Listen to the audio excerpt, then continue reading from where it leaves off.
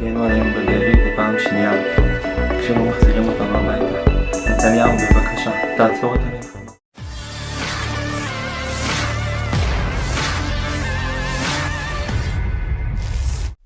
Brigade Al-Qassam, sayap militer gerakan Hamas, mengumumkan terbunuhnya 2 sandera Israel yang ditahan sejak 7 Oktober akibat pemboman Israel di jalur Gaza. Sebelumnya, Brigade Al-Qassam merilis sebuah video pendek yang memperlihatkan 3 sandera melalui saluran telegramnya pada Senin, 15 Januari 2024 pagi. Ketiga sandera tersebut adalah Noah Argamani, 26 tahun yang tinggal di Beersheba, Yossi Sarabi, 53 tahun, dan Itai Sivirsky, 38 tahun yang tinggal di Tel Aviv. Mereka meminta pemerintahan Perdana Menteri Benjamin Netanyahu agar menghentikan perang dan membebaskan mereka. Salah satu sandera juga mengungkapkan ketakutannya jika mereka terbunuh oleh tembakan atau pemboman yang dilakukan oleh Israel di jalur Gaza. Dalam video itu, Brigade Al-Qassam juga menulis bahwa mereka akan memberitahu nasib ketiga sandera itu.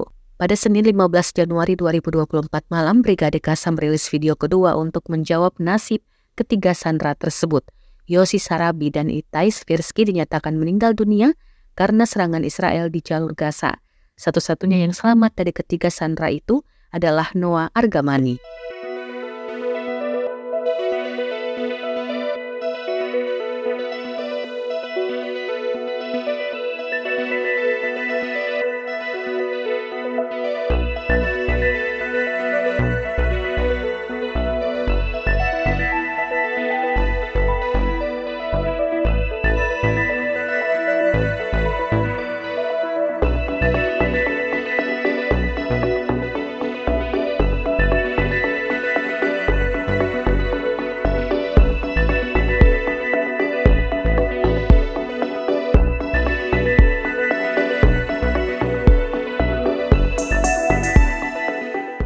Download Tribun X sekarang, menghadirkan lokal menjadi Indonesia.